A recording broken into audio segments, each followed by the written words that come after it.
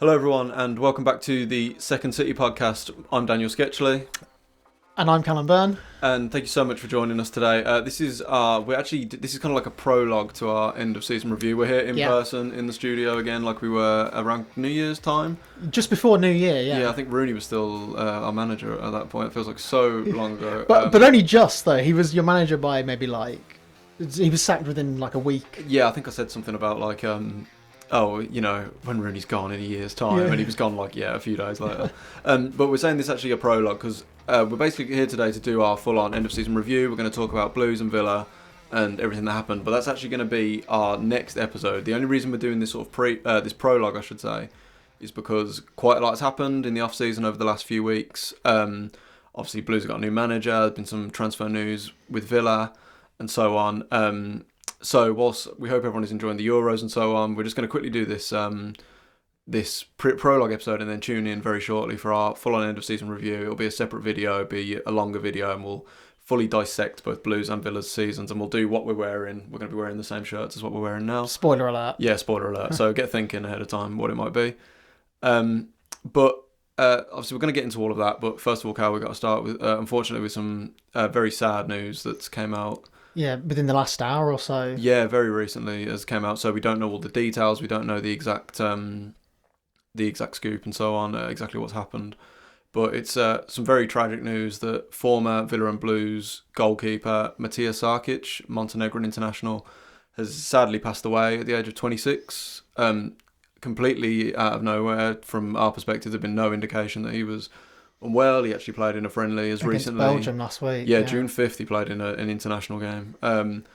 So played 9 times for his country, and he was someone who came through the Aston Villa under-21 setup for his youth career, and then ended up joining Blues in the 21-22 season under Lee Bowyer.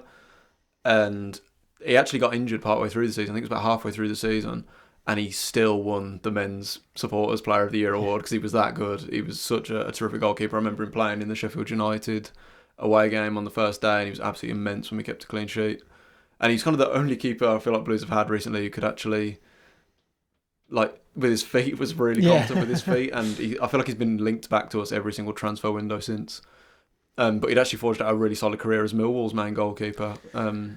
But yeah, terrible news, God.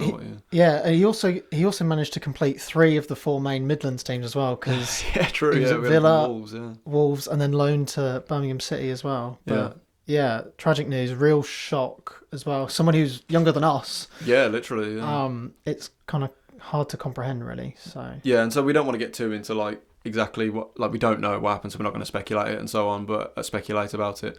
But we just want to say our thoughts, condolences with Mr. Sarkic's family, friends, teammates. Really terrible news. And yeah, we hope we really hate reporting on stories like this. Thankfully, we don't have to do it often. But yeah, our thoughts and condolences are with everyone related to Matija Sarkic.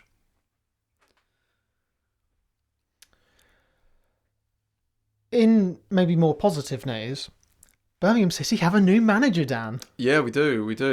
Not someone we mentioned at all. No, not someone we mentioned at all. And this news broke after we did a little catch-up episode on Blues and Villa a few weeks ago, which we recorded before this news broke, and it was also before we did our Euros episode, so we couldn't even talk about it then either quickly. But yeah, the news is that Chris Davies is the new Birmingham City manager, and yeah, we had no idea it was going to be him, but no, very interesting. So he's actually never managed a first team before at this level, but he was he's come from Tottenham Hotspur. Basically, he was Ange Postecoglou's assistant manager at Tottenham Hotspur, and he's actually had a really interesting career as like an analyst and head of opposition research and so on. He actually worked with Brendan Rodgers quite a lot. I think he was with him at Celtic, and then he was with him at Leicester when they won the FA Cup. And he's actually been at Spurs for about a year under Ange Postecoglou. Apparently Postecoglou's one who he actually changed his backroom stuff quite a lot. But no, it's no one we expected. We didn't talk about him at all. We were talking about like Alex Neil, Paul Heckingbottom, all of those. Steve Bruce. I also talk about Steve Bruce. Liam Rosenior. And so it's a bit of a gamble in a way. I think the club have probably looked at the Kieran McKenna model at Ipswich and have seen, obviously he was an assistant manager at Man United and came down to Ipswich in League One and was able to completely change the whole philosophy of playing style there, and within a few years they're in the Premier League. So I think the club are probably looking to try and do something similar. Obviously Davies sounds like someone who plays a lot more possession-based football, attacking football. No fear football? I wouldn't say that, yeah. That term hasn't came back up, typically. But no, it's a gamble, but already I watched like his interviews, and he's very young, he's only 39, I think. But even though it is a risk, I am far more excited about this than I would have been for like an Alex Neil or a Paul Heckingbottom. This is far more interesting. And even though he's young and he's obviously new, he already strikes me as someone with real authority. I really can see him being a really positive influence in that dressing room. My only concern maybe is, has the club looked at whatever's popular at the minute and seen the Kieran McKenna thing and thought, should we try and replicate that? Is my only concern. It's possible because the Rooney appointment goes with your typical new owner, glamour, manager, big name signing. Sure, and this may seem like a really strange comparison, but I always say this as well. You know when like a new Bond movie comes out and they release a song for the opening titles, they always just get whoever's big in the moment to do it. Like Sam Smith did one, and then just, you know, because he was the star of the moment. Yeah. And I'm like, is this just the fad at the minute to get a young manager who maybe doesn't have experience at that level? Strange comparison, I know, but that's just kind of what I was thinking with it. Have they just gone for what's big at the minute? But I am really excited about it. I think he seems really interesting, and I think he could be exactly what the club needs. And this is a real opportunity as we restart in League One to completely rebuild. So I'm excited. Yeah, it's the opportunity for a manager and the team to sort of grow. And you'd assume with the big player turnover that there's going to be at Birmingham this year, that we'll probably see a more younger Birmingham City team. Yeah. And so a young manager, young team, it can all kind of work and gel together. So yeah. No, it's definitely one to be interesting, because if it works, is it high risk, high reward? Possibly. Yeah, absolutely. Yeah. I mean, again, look at what McKenna's done at Ipswich, and I think I said on the last Blues and Villa centric episode we did, I was saying we should do let's not worry about after that, let's just get out of League One and get into the Championship, which I do stand by. But there is that thing of, I think Gary Cook said something about we're going to build a Championship ready squad in League One, which I think is it obviously says a lot about the club's ambition, that this is not just about getting out of League One, kind of the opposite of what I was saying, but I can see why they've gone for that instead.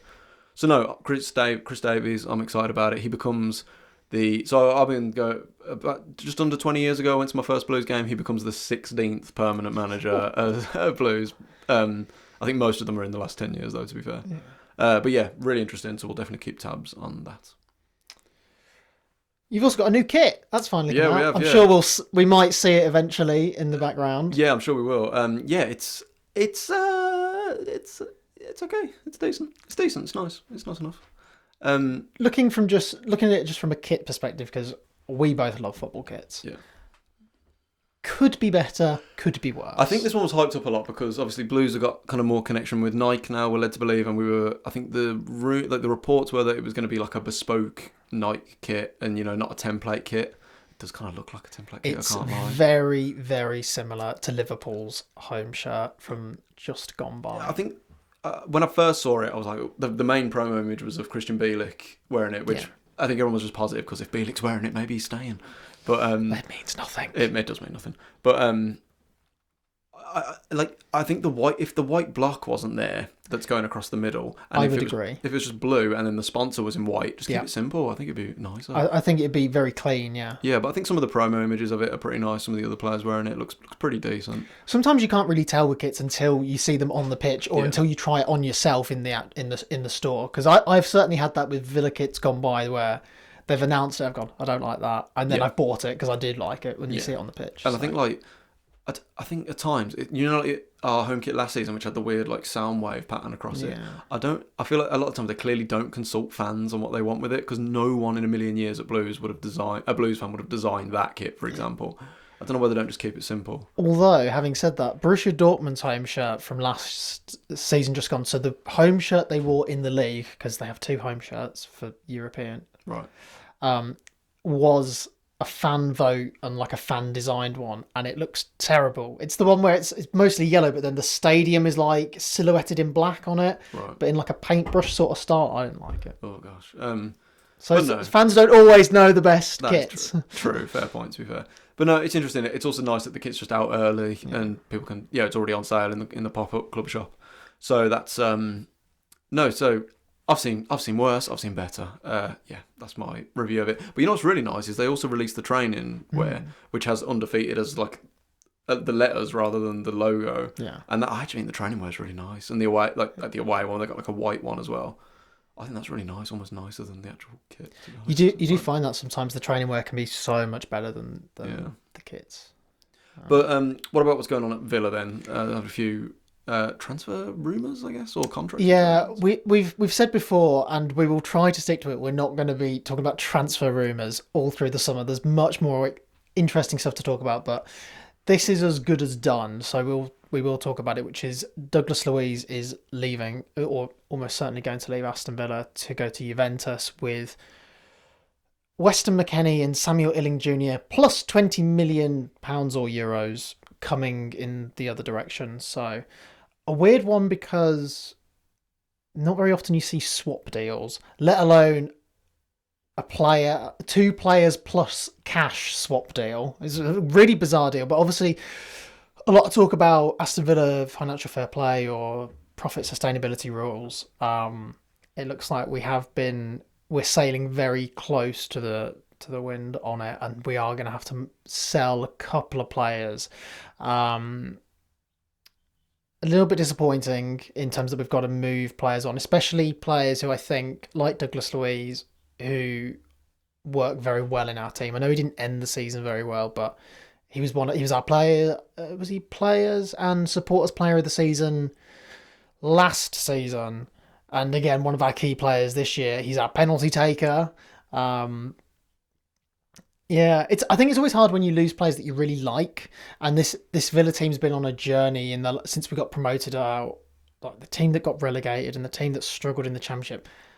There's a lot of players in that we didn't like or didn't care if we sold them, or get rid of this player. As whereas Douglas Luiz, I feel like personally I've been on a big journey with Douglas Luiz. I remember when we signed him, people were quite hyped. I wasn't so sure. I thought in his first season, up until the restart, he wasn't great. And I remember watching him and Nakamba playing in midfield, and it was just an accident waiting to happen. But he's really improved. And so that journey of... for ages, I didn't quite understand what his position was, because he wasn't disciplined enough to be a defensive midfielder or a 6. But then I didn't feel like he maybe had the legs to be a box-to-box, maybe like a John McGinn. And I didn't think he was good enough to be an attacking midfielder. So I was like, what is his midfield position? But under Unai Emery, he has really thrived. He's worked so well in that double pivot with Boubacar Kamara. And well with John McGinn when he's had to play there. But yeah, I remember when we got promoted, Purslow and Dean Smith did an interview where they talked about the recruitment strategy. Because at the time we had a lot of loan players, a lot of players that were the wrong side of 30, because that's just kind of what we were doing, just get whoever to get out of the Championship. And we definitely targeted buying younger players with high potential that we can sell for profit. And ultimately, we don't sell enough players for profit. You take Jack Grealish out of the equation, we don't, the players that we've moved on in the last couple of years, El Ghazi went for like 2 million, Trezeguet went for like 3 million, Nakamba went for peanuts, Gilbert, we just deleted his contract, the same with like McCormack and Codger, and we don't move players on for a lot of money. And so we bought Douglas Luiz for about 15 million from Man City. By the sounds of things, he had been offered a new deal last year and said no. Arsenal, of course, have been sniffing around him for ages. So if he's not going to sign a new deal, he'd be entering the last year of his contract. It makes sense to move him on. I'm not going to pretend to be an expert on how FFP works or profit and sustainability, but my understanding of it is that it's not... We're getting cash plus players, so the player valuation of the two that are coming the other way is taken into account. So it's going to look on the financial books. It will look like a 60 million quid sale. So that would be quite a nice 35, 35 million profit on him. So sure. That's it. It looks like John Duran's probably going to leave as well. He must be relieved that Twitter likes are now private, because the amount of Chelsea stuff he'd been liking on Twitter throughout January and the months afterwards was quite a lot. Great player, a lot of potential, still a bit raw, but you can kind of tell that Unai Emery doesn't quite like his attitude, and you do see it from time to time. How he almost needs the people around him just to focus on your football, and the big move will come eventually. I don't personally. Do I think him going to be Chelsea's number 9 will work out for him? I don't. It might do, but I mean, we signed him for 20 million quid. Chelsea want to buy him now for 40, 50. You can't say no to that, I don't think. For your second choice striker, he's not going to usurp Ollie Watkins yet. And if he wants to be the main man, then it makes sense to move on. No, I completely agree. So the Weston McKennie thing then, is he supposedly coming your way then, you were saying? Yes, so we'll get Weston McKennie and Samuel Illing Jr. Right. I can't say I know much about Samuel Illing Jr. other than I had him on FIFA the other year and he was all right.